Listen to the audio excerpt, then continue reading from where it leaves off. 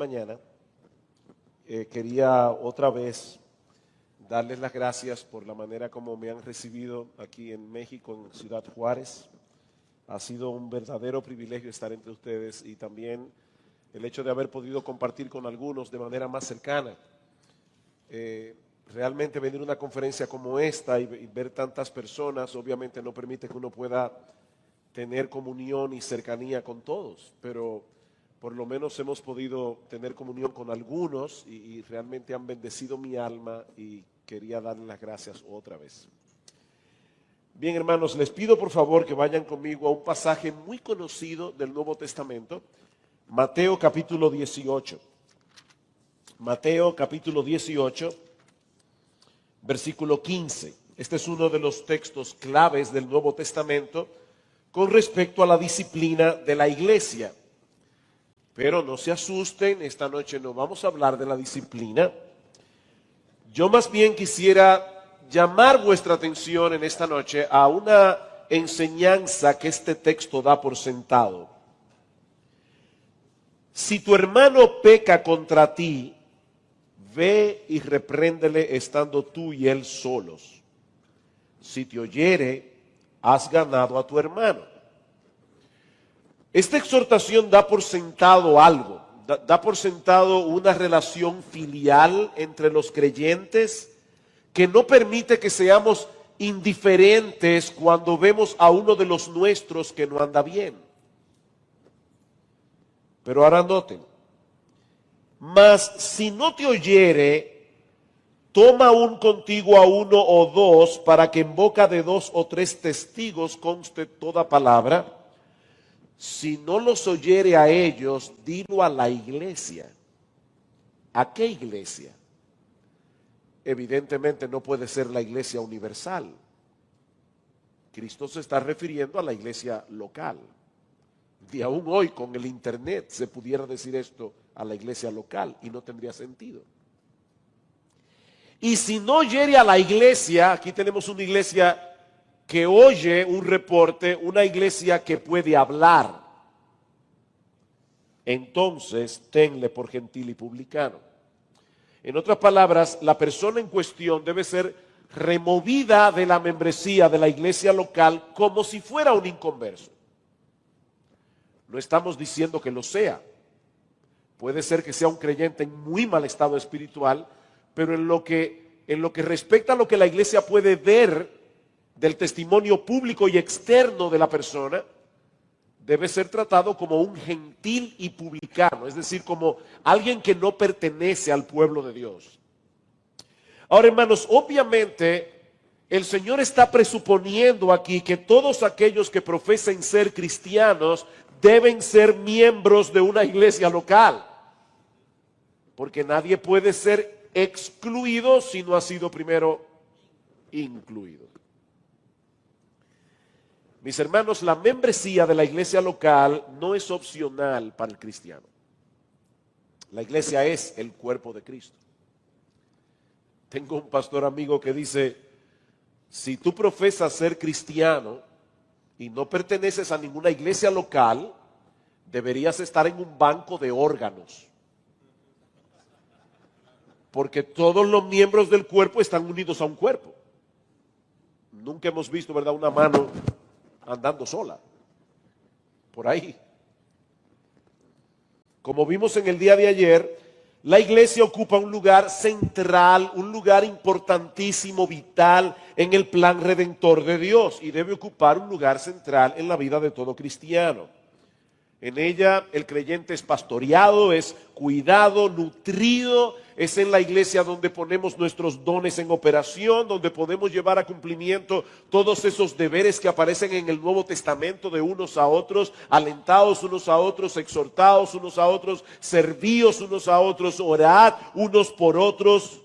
Nadie podrá desarrollar y mantener una vida espiritual estable, saludable y balanceada a menos que sea parte activa de una iglesia local. Sin embargo, a pesar de lo importante que es la iglesia para el creyente y para el testimonio de la verdad en el mundo, mis hermanos, seamos francos. La iglesia de este lado de la eternidad está muy lejos de ser una comunidad perfecta. Y eso lo evidencia el mismo texto de Mateo 18.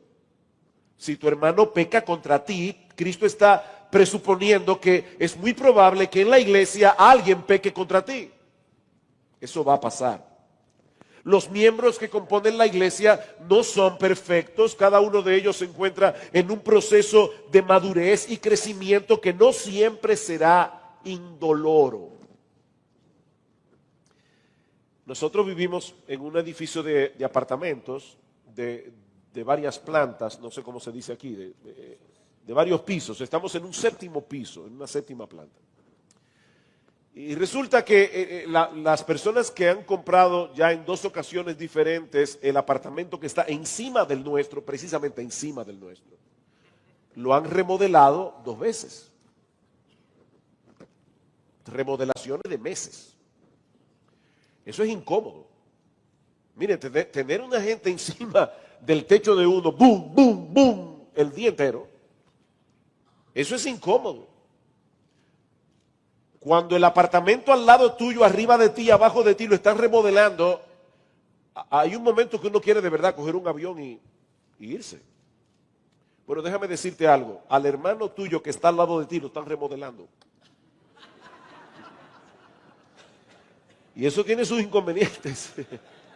Eso tiene sus inconvenientes. Estamos en remodelación. Y cuando los creyentes no están conscientes de esa realidad, en vez de beneficiarse de ser parte de una iglesia, muchas veces terminan encontrando en la iglesia muchos tropiezos innecesarios al haberse forjado expectativas irrealistas que fueron luego frustradas. ¿Cuál es la realidad de la iglesia de este lado de la eternidad? Mientras se encuentre militando en este mundo caído, ¿cuáles son las expectativas que nosotros deberíamos tener con respecto a la iglesia? No el ideal de lo que nosotros quisiéramos, sino de lo que la iglesia es. Bueno, ese es el tema que yo quisiera considerar con ustedes en esta noche. Y honestamente, déjenme adelantarles algo. Yo tengo un propósito esta noche. Yo quiero que usted salga hoy de aquí enamorado de la iglesia local. Ese es mi propósito. Si yo no logro eso, yo fracasé. Yo quiero enamorarte de la iglesia.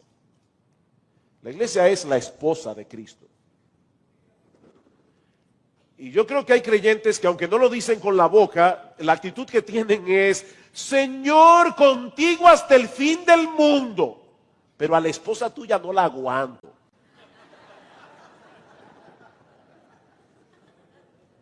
Pero yo quiero que tú salgas esta noche de aquí con una idea diferente. La iglesia es algo glorioso, con todas sus imperfecciones, con todas sus debilidades, comenzando por los mismos pastores. Amén. No sé, tal vez Carlos es perfecto, pero por lo menos de esta parte para acá. Bueno, perfecto no es, he equivocado como 10 veces con el nombre mío.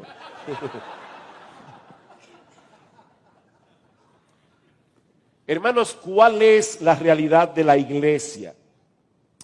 Bueno, yo quiero mostrarle 3 aspectos de la realidad de la iglesia en este mundo caído, la realidad de la iglesia de este lado de la eternidad. En primer lugar, la realidad de su composición mixta. La realidad de su composición mixta. Idealmente hablando, las iglesias locales deberían estar compuestas únicamente por creyentes, por personas que han sido transformadas por el poder de Dios, que han experimentado un nuevo nacimiento. Esa es una de las diferencias fundamentales entre el pueblo de Dios del antiguo pacto y el pueblo de Dios en el nuevo pacto. En el Antiguo Testamento, todos los israelitas circuncidados pertenecían al pueblo de Dios, independientemente de la condición de su corazón. No todos eran salvos, obviamente. Sin embargo, todos disfrutaban de los privilegios, de los beneficios de ser parte del pacto, de ser parte de la nación con la que Dios había hecho un pacto. Pero en el libro de Jeremías, Dios anuncia la llegada de un nuevo pacto, muy diferente del anterior. Dice Jeremías: he aquí que vienen días, dice Jehová, en los cuales haré nuevo pacto con la casa de Israel y con la casa de Judá. Y Dios dice claramente, este nuevo pacto va a ser diferente del anterior, porque en este pacto que Dios va a hacer, en el que estamos ahora nosotros envueltos, dice: yo daré mi ley en su mente, la escribiré en su corazón. Todas las personas que pertenecen al nuevo pacto han sido regeneradas, tienen la ley escrita en el corazón, de manera que ya no enseñará más ninguno a su prójimo ni ninguno a su hermano diciendo: conoce a Jehová, porque todos me conocerán, desde el más pequeño de ellos hasta el más grande, dice el Señor, porque perdonaré la maldad de ellos y no me acordaré más de su pecado. Todos los que realmente componen la comunidad de Dios en el nuevo pacto son personas perdonadas, son personas regeneradas, son personas que conocen al Señor. Así que idealmente hablando, todos los miembros de la iglesia que son miembros del nuevo pacto deberían ser cristianos.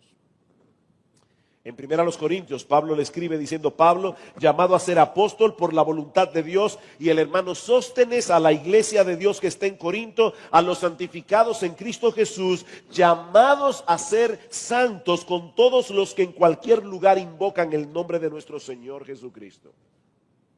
Así es como Pablo describe la iglesia de Corinto. Es obvio que Pablo tenía en mente a un grupo de creyentes.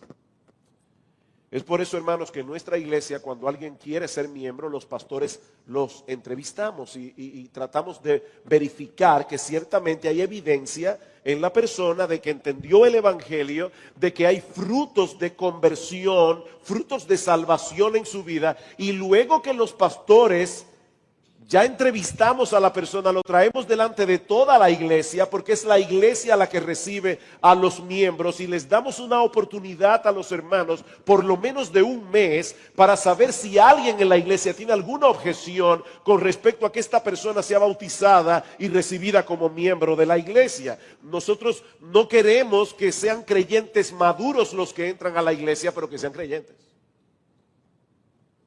Obviamente no pueden ser creyentes maduros porque se acaban de convertir. El Señor dice claramente: id y haced discípulos a todas las naciones, bautizándolos y enseñándoles. No es al revés, bautizándolos y enseñándoles, pero sí que manifiesten los frutos de un verdadero arrepentimiento y de fe en el Señor. Sin embargo, hermanos, por más cuidadosos que seamos los pastores, ninguna iglesia del mundo puede garantizar que un inconverso no va a entrar en la membresía.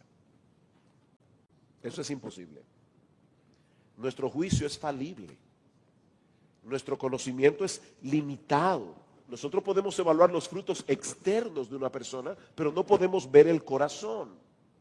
Es por eso que en el proceso de la disciplina eclesiástica, Cristo mismo establece la posibilidad de excluir de la membresía a algunos que habían sido previamente incluidos. Y Cristo mismo dice: ténganlos por gentil y publicano. Aún durante la época apostólica, inconversos se colaron en la vida de la iglesia. Simón el mago fue bautizado por el apóstol Pedro. Y algunos inconversos llegaron al liderazgo. Hermanos, yo le doy gracias al Señor de que el apóstol Pablo fue inspirado por el Espíritu Santo a escribir en una de sus cartas: os saluda Demas, mi colaborador. Y en otra carta tuvo que escribir: Demas me ha desamparado amando este mundo. Y uno se pregunta: Pablo, un hombre con tanto discernimiento, ¿no pudo darse cuenta que Demas era un falso? Cuando se reunían Timoteo, Tito, Epafrodito, Pablo y Demas a orar, ¿no era evidente que las oraciones de Demas eran huecas? ¿No? ¿A Pablo se le pasó? Y lo que es todavía más extraño, Pablo recibía revelaciones directas del Señor. ¿Por qué Dios, el Señor Jesucristo, no le dijo a Pablo: Pablo, cuídate de Demas, es un falso? Cristo dejó que Demas llegara al equipo pastoral de Pablo. Y el Espíritu Santo quiso que eso quedara registrado en el Nuevo Testamento, para que la iglesia del Señor a lo largo de todos los siglos supiera que eso es posible. Es por eso que las cartas del Nuevo Testamento no asumen que todos los que pertenecen a la iglesia son creyentes. ¿Recuerdan lo que citamos, 1 de Juan capítulo 2, versículo 19? Salieron de nosotros porque no eran de nosotros, porque si hubieran sido de nosotros, habrían permanecido con nosotros, pero salieron para que se manifestara que no todos son de nosotros. Queridos hermanos, esa es una realidad que afecta la vida de la iglesia de este lado del cielo.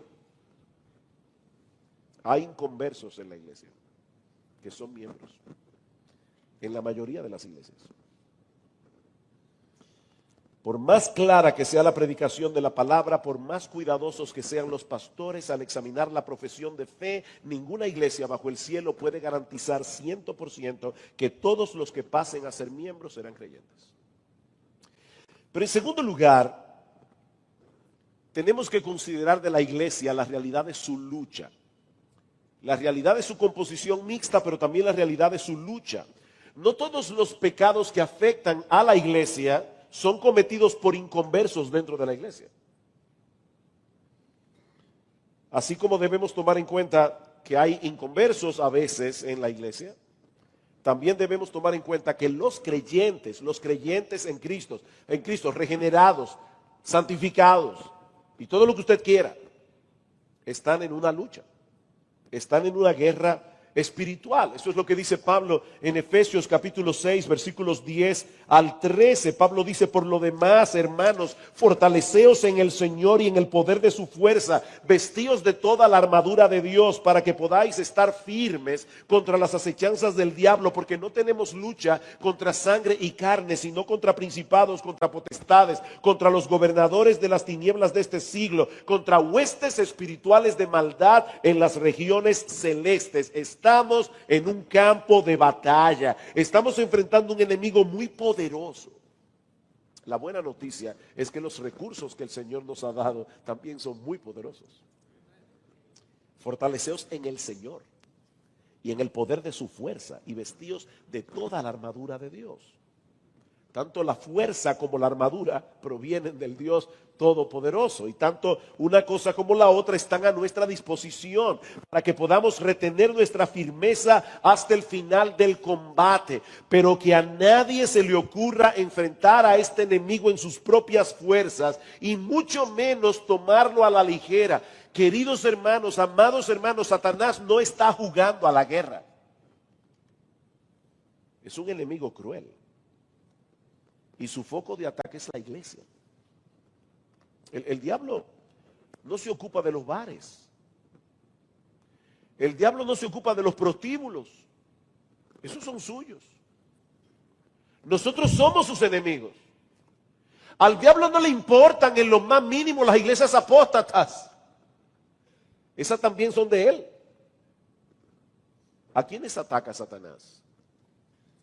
A esos mismos hombres y mujeres a quienes Pablo exhorta vestirse de toda la armadura de Dios. Por lo demás, hermanos míos, fortaleceos en el Señor y en el poder de su fuerza. Es a los miembros de la iglesia de Éfeso a quienes Pablo dirige esta exhortación, porque la iglesia es el blanco de ataque del enemigo. Él ya no puede robarnos la salvación, gloria al Señor por eso. Esa salvación la compró Cristo con el precio de su sangre. No, Él no la puede robar. Pero sí puede tratar de dividirnos, sí puede tratar de frenar nuestro crecimiento espiritual, desviarnos de nuestra fidelidad a Cristo, de la obediencia, todo lo que sea necesario con tal de minar nuestra utilidad en el reino, para que vengamos a ser motivo de escarnio para el pueblo de Dios y para el Evangelio. Mis hermanos, todavía no hemos llegado al cielo. Estamos en un campo de batalla luchando contra el diablo, contra el mundo, contra el pecado que todavía mora en nosotros. Si nos descuidamos, tarde o temprano sufriremos el daño y ocasionaremos que otros sufran también. Piensa por un momento en muchos de los problemas que tú has tenido en la iglesia. No, pastor, yo no he tenido ni un solo problema. Wow. Amén. Qué bueno, hermano. Pero para aquellos pobres mortales que sí lo han tenido, te vas a dar cuenta que todos o muchos de esos problemas han sido ocasionados por el pecado de otro. Y muchos de esos pecados los cometen cristianos. Cristianos que pecan contra ti. Si tu hermano peca contra ti, dice el Señor, fortaleceos en el Señor y en el poder de su fuerza. Vístanse de toda la armadura de Dios, porque de lo contrario vamos a salir heridos. Sin embargo, esta es una moneda que tiene dos caras. Nosotros no podemos dejar de ver la lucha en la que todos los cristianos estamos envueltos, pero hay otra realidad que yo quiero poner delante de vuestros ojos, porque es una realidad que muchas veces pasamos por alto. Ya dijimos la realidad de la composición mixta de la iglesia, ya hablamos de la realidad de la lucha de la iglesia, pero no pasemos por alto la realidad de la victoria de la iglesia. La victoria de la iglesia. Seguramente muchos aquí han escuchado de ese profesor que muestra a sus alumnos una cartulina blanca con un punto en el centro y le pregunta a los alumnos, ¿qué tenemos aquí? Todos responden, un punto. Y el profesor les dice, qué injustos son ustedes. No, aquí hay toda una cartulina blanca, pero ustedes solo vieron el punto negro. Eso parece que, ¿verdad? Que es como parte de la naturaleza humana. Ver el punto negro. Eso es lo que sobresalta. Nos concentramos en lo negativo y fácilmente perdemos de vista todo lo que se está haciendo bien. Por eso, cuando pensamos en el pueblo de Dios, vamos a ser honestos otra vez. Cuando pensamos en el pueblo de Dios, muchas veces lo primero que suele venir a nuestras mentes es el punto negro en la cartulina. ¿Saben por qué? Porque el resto lo damos por sentado. Por ejemplo, todo creyente debería llegar temprano a la iglesia. Todo creyente. A menos que una causa justa, ¿verdad?, se lo impida. Pero todos deberíamos ser puntuales. Yo le decía a los hermanos cuando dimos la charla de educación que una de las características que tenemos los dominicanos es que nosotros somos increíblemente puntuales. Me imagino que en México debe ser igual. Cuando tú invitas a un dominicano a una reunión que comienza a las 8, él llega a las 9 en punto. Ahora, nosotros somos cristianos, por encima de ser mexicanos, por encima de ser dominicanos, y si decimos una hora debe ser, como decimos nosotros allá, hora cristiana. Ahora, hay personas que llegan tarde al culto y los hermanos se dan cuenta. Ahora, ¿cuántas veces tú te has visto a ti mismo dándole gracias a Dios por todos los que son puntuales? Señor, gracias por esos hermanos que hacen provisión para estar en su iglesia a tiempo. No lo notamos. No lo notamos porque ellos están haciendo lo que estaban supuestos a hacer. Y eso puede aplicarse a muchas otras áreas en la vida de la iglesia. Mis hermanos, nosotros debemos hacer el esfuerzo consciente de estar más al acecho de aquellos motivos por los que debemos darle gracias a Dios, por la iglesia, por los hermanos que componen la iglesia y luchar contra esa tendencia de concentrarnos únicamente en lo malo. Y en ese sentido el apóstol Pablo es un ejemplo. Busquen todas las cartas de Pablo, excepto Gálatas. Pablo comienza sus cartas siempre diciendo, yo doy gracias a Dios por ustedes. Yo a veces me pregunto, si yo hubiera escrito la carta a los Corintios, yo hubiera comenzado diciendo, yo le doy gracias a Dios por la forma como Dios los ha bendecido con toda gracia a los Corintios. Pero no solamente debemos estar más atentos a esos motivos visibles de acción de gracias, sino que también debemos estar conscientes, mis queridos hermanos, de que nuestros hermanos a nuestro alrededor, al igual que nosotros, están peleando diariamente una batalla en la que obtienen grandes victorias que nadie ve. Siempre la iglesia está llena de hipócritas. Piensen esto. Piensen esto. ¿Cuántos hermanos llegan? Yo no sé aquí, pero en Santo Domingo pasa que a veces uno va al banco y cuando uno llega al counter, al cajero, bueno, sí, pero exacto, al cajero, ahí está una joven muy bonita, bien mal vestida. Y uno tiene que decirle, vine a hacer un depósito.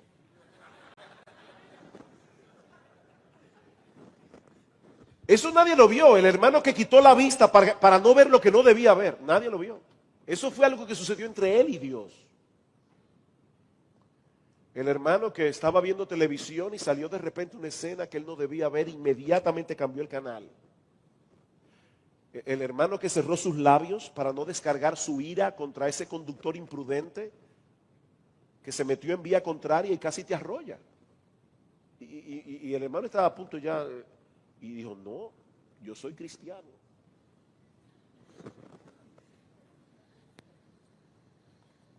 Aquel otro que se levantó de madrugada para tener comunión con el Señor, para orar por su iglesia, para orar por sus hermanos, por la obra de Dios en sentido general. Hermanos, esas cosas nadie las ve, excepto Dios. Yo quiero que ustedes piensen en todas las victorias que los hermanos de tu iglesia tienen cada día que tú ni te enteras.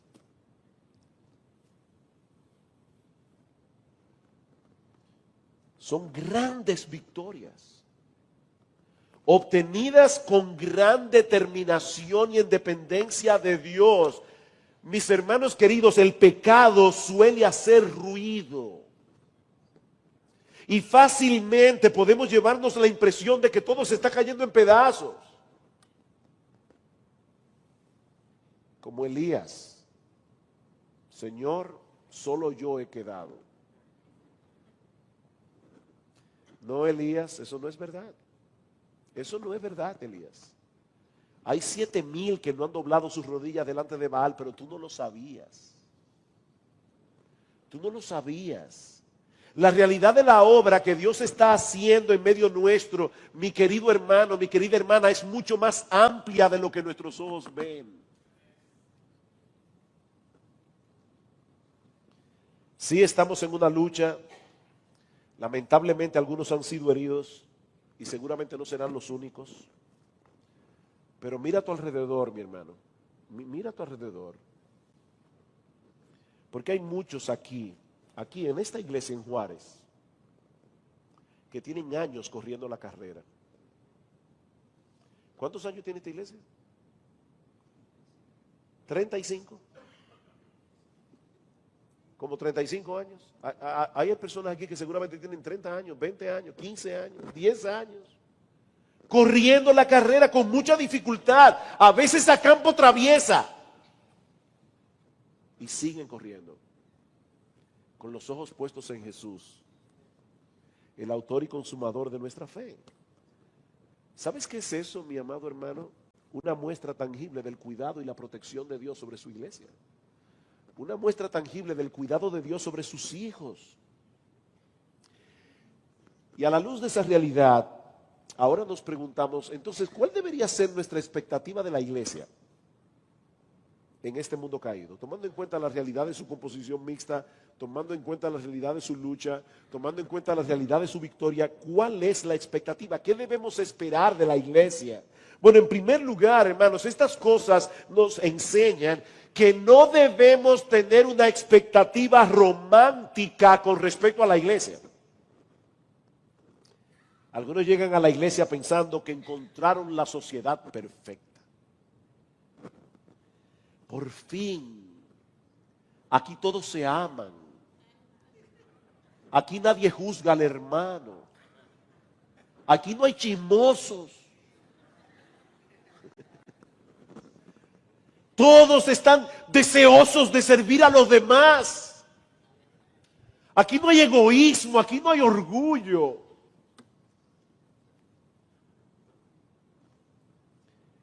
Cuando llegues a un sitio así, pellízcate, estás dormido o estás muerto y no lo sabías, no te habías enterado, llegaste al cielo.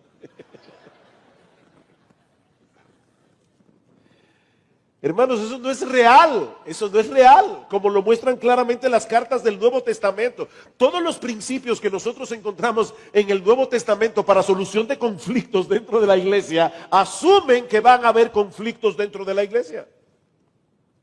Pensemos por un momento en el contexto de la iglesia. Todos estamos aquí lidiando con nuestros pecados, no lo olviden, estamos en remodelación. Sometidos a una amplia gama de tentaciones, en diferentes niveles de crecimiento espiritual, en diferentes condiciones espirituales. Hay hermanos que están encendidos en fuego, hay otros que están languideciendo a punto de morir en la misma iglesia. Provenimos todos de trasfondos culturales, trasfondos sociales, educacionales, económicos diferentes. Lo que tal vez para ti es una mala educación, para el hermano es la cosa más natural del mundo.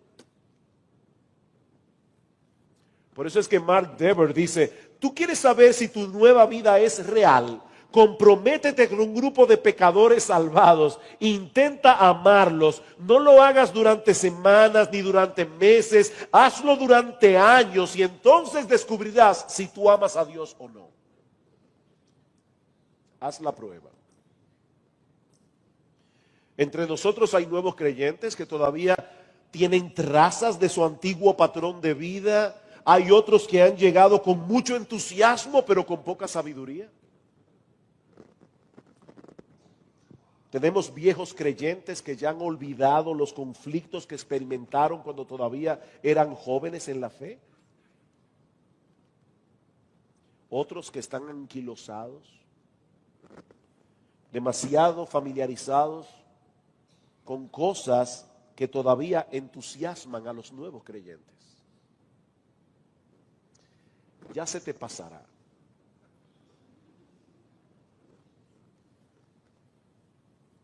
Tengo contra ti, le dice el Señor a la iglesia de Éfeso, que has perdido tu primer amor. Has perdido tu primer amor. Imagínate a una esposa que le dice a su marido, mi amor, déjame decirte algo. Mira, yo voy a seguir planchando tus camisas, yo voy a seguir haciéndote la lavandería, voy a hacerte la comida, voy a atenderte. Yo voy a hacer todo lo que una esposa modelo debe hacer. Ahora déjame decirte algo para que estemos claros. Yo estoy enamorada de otro hombre. El esposo no le va a decir, bueno, pero por lo menos vas a seguir haciendo todas las otras cosas.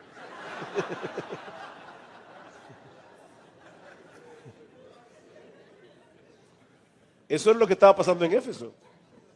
Ellos estaban haciendo las mismas cosas, pero no con el mismo corazón. Esa es la iglesia en el mundo real. Ahora, por esa razón no deberíamos asumir una postura cínica con respecto a la iglesia. Una postura pesimista con respecto a la iglesia. Esos mismos que llegan a la iglesia con una visión romántica son los que generalmente se van despavoridos cuando ven la realidad. No es como pensaron al principio. Y luego escuchamos a ese tipo de personas hablar de la iglesia con mucha amargura y resentimiento. En los años que yo tengo siendo pastor y aún cuando tengo que viajar a otros lugares, las cosas que yo oigo de la gente hablando de la iglesia, es horrible. Es horrible, personas que están quemadas.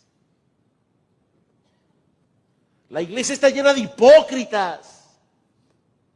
Por eso yo he decidido no pertenecer a ninguna iglesia local. Yo no sigo a hombres. Yo sigo a Cristo. Es que si tú sigues a Cristo, debes hacer lo que Él dice. Y Él dice que tú debes pertenecer a una iglesia. Queridos hermanos, la iglesia continúa siendo la sociedad de los redimidos, el cuerpo de Cristo, la comunidad sobre la cual Dios tiene sus ojos, el instrumento por medio del cual Dios proclama, sostiene, mantiene la verdad en el mundo. Timoteo, esto te escribo, aunque tengo la esperanza de ir pronto a verte, para que si tardo sepas cómo debes conducirte en la casa de Dios, que es la iglesia del Dios viviente, columna y baluarte de la verdad. Eso es la iglesia. Esa iglesia imperfecta. Es el lugar donde Cristo manifiesta su gloriosa presencia. Cuando 2 o 3 se congregan en su nombre, wow, Cristo viene y se hace presente en su iglesia. Eso no sale por internet. Eso no sale en la grabación. Hay que estar aquí. Cuando Cristo se pasea en medio de los 7 candeleros de oro, hay que estar aquí. Eso no se experimenta en ningún otro lugar. Estar en la iglesia en el día del Señor, con el pueblo del Señor, escuchando la palabra del Señor. No hay nada que sea más valioso que eso. Eso es glorioso, hermanos, eso es glorioso. Es en la iglesia donde operan los dones que Cristo da a su pueblo para edificar a sus santos. Ese es el pueblo con el que tenemos comunión ahora y con el que tendremos comunión por toda la eternidad. Sí debemos tener una expectativa realista de la iglesia de este lado de la eternidad, pero no una perspectiva pesimista de la iglesia. A lo largo de los siglos, la iglesia de Cristo ha tenido que pelear muchas batallas. Muchos han celebrado anticipadamente la desaparición de la iglesia. Pero me encanta como dice alguien, han repicado las campanas, han anunciado su muerte, han publicado la esquela mortuoria, pero el cadáver nunca ha aparecido. La iglesia sigue aquí. Porque Cristo dijo que las puertas del Hades no prevalecerán contra ella. Y Él va a cumplir su promesa. A veces los creyentes leen ese texto: yo edificaré mi iglesia y las puertas del Hades no prevalecerán contra ella. Y se imagina la iglesia, ¿verdad?, en un rinconcito allí tratando de protegerse de los ataques del diablo. No, hermanos, lo que ese texto enseña es exactamente al revés. Es el diablo que está tratando de que la iglesia no penetre. Son las puertas del Hades las que no prevalecerán contra la iglesia. La iglesia está allí atacando la ciudadela del infierno, sacando esclavos, sacando cautivos y libertándolos con el evangelio en el nombre de Jesucristo. Y nadie podrá impedir que la iglesia haga eso.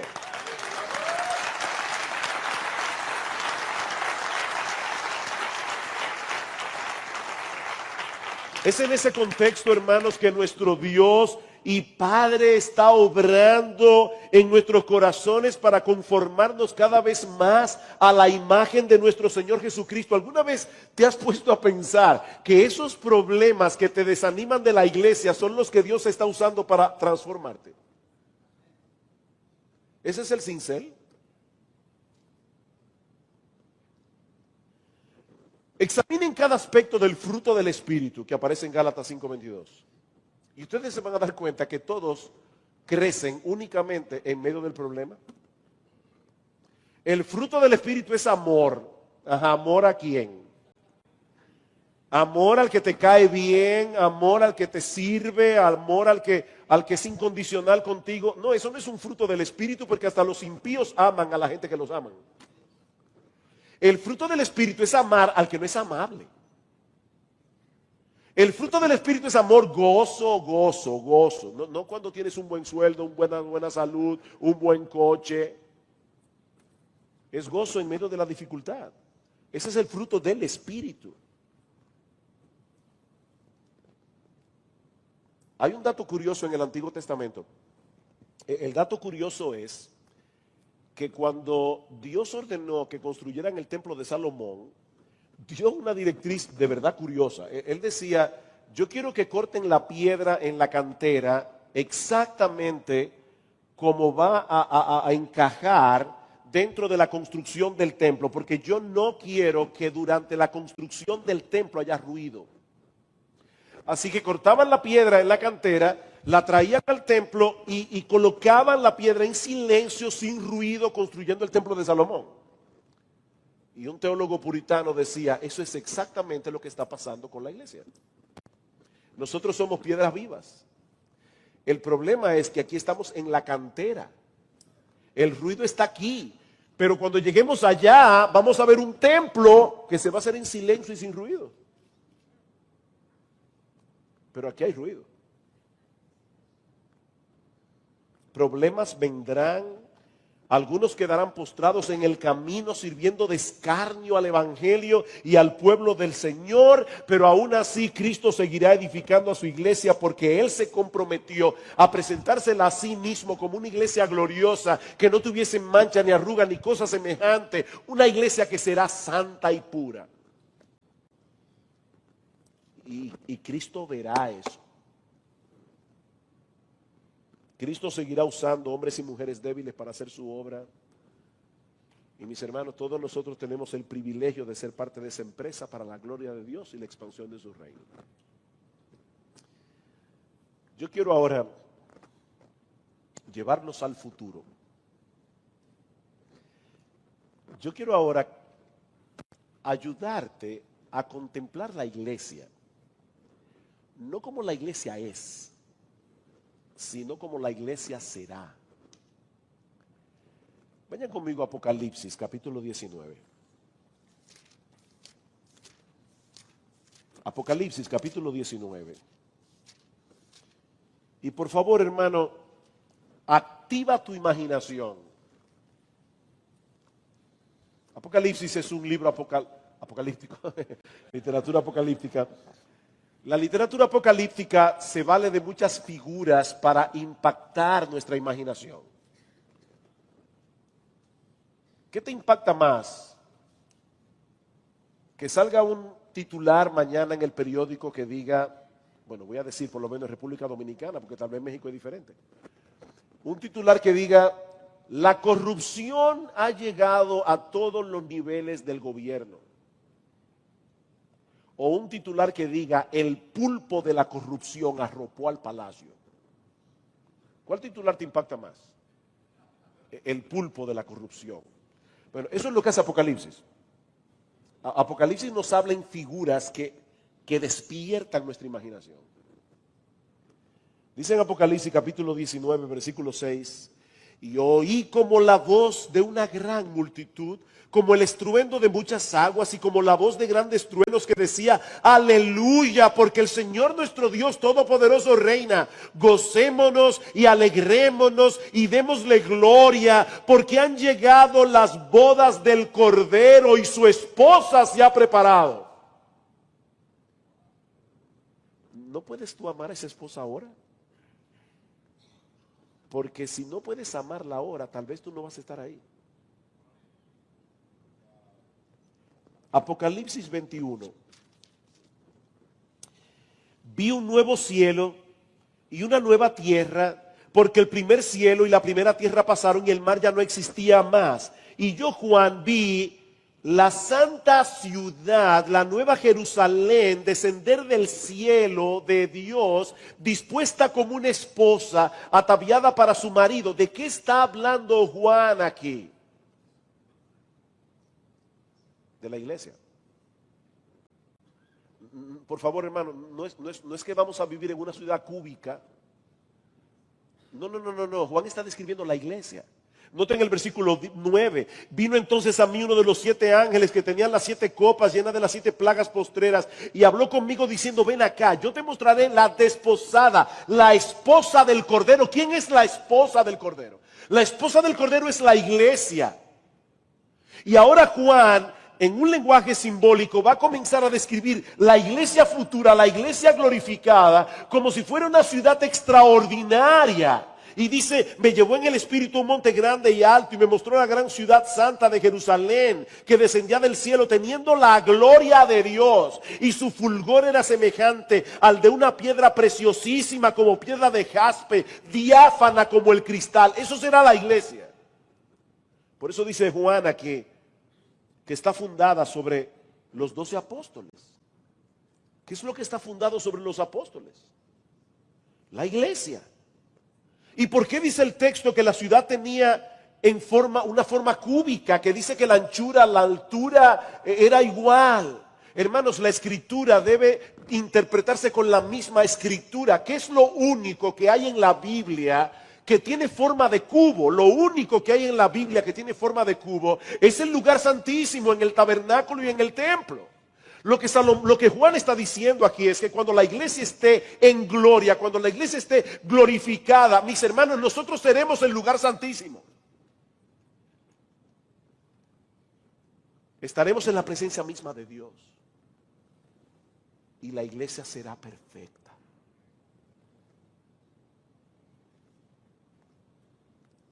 Pudiéramos nosotros comenzar a contemplar ese final glorioso con los ojos de la fe,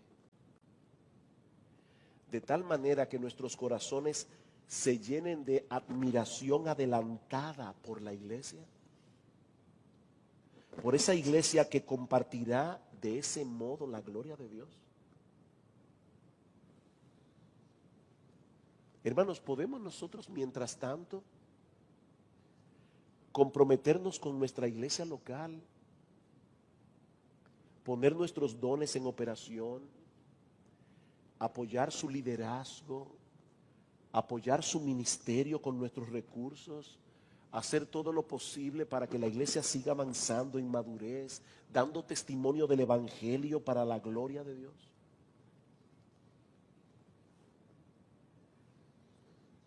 El problema es que muchas veces nosotros nos divorciamos emocionalmente de la iglesia y comenzamos a ver la iglesia como algo que está fuera de nosotros. ¿Alguna vez te has puesto a pensar que tú eres parte del problema de tu iglesia y que tú eres parte de su solución? En la iglesia no hay amor. ¿En cuál iglesia? En la tuya. Tú te imaginas a un esposo, a un señor, perdón, que está en un parque y de repente llega otra persona que no se conocen entre sí, comienzan a hablar y de repente pasa una mujer y este hombre le dice al otro hombre: ¿tú ves esa mujer que está allí? A mí me da una pena. ¿Y por qué te da pena? Oye, porque esa mujer tiene un matrimonio tan desgraciado, pero desgraciado. Esa mujer es infeliz, tiene un matrimonio, pero miserable. ¿Y tú cómo lo sabes? Ah, porque yo soy su esposo. Oye, escúchame. La gente dice, la iglesia, la iglesia, ¿y cuál iglesia? Tú eres parte de la iglesia. Tú eres parte del problema. Y tú eres parte de la solución.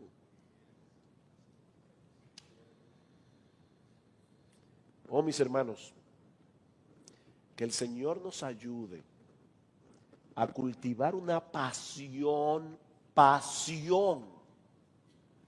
creciente por la iglesia, en la misma medida en que se acrecienta nuestra pasión por Él. No se puede tener pasión por Jesús sin tener pasión por su cuerpo, sin tener pasión por su esposa, por esa esposa por la que Él derramó su sangre en la cruz del Calvario. Es mi oración, hermanos, por cada una de las iglesias locales aquí representadas, que el Señor bendiga a la iglesia aquí en México, para el avance del reino de Dios, no solo en Ciudad Juárez, no solo en todo México, en todo lugar a donde el Señor quiera usarlos para el bien de las almas y para la gloria de su nombre. Es un privilegio ser parte de la iglesia. Es un privilegio ser parte de la familia de la fe. Es glorioso ser miembro de la iglesia. Que el Señor bendiga su palabra. Vamos a orar. Padre, nosotros queremos darte gracias por darnos otra vez la oportunidad de predicar tu palabra. Pero Señor, gracias por la iglesia. Gracias por estas piedras vivas que todavía están siendo pulidas aquí en la cantera, hasta que nosotros lleguemos a aquel día, Señor, y veamos la iglesia glorificada, y veamos a tus santos completamente transformados, todos iguales a nuestro precioso Señor y Salvador Jesucristo. Padre, bendice tu palabra en esta noche. Aplícala, Señor, con poder en el corazón de cada uno de tus hijos, conforme a su necesidad,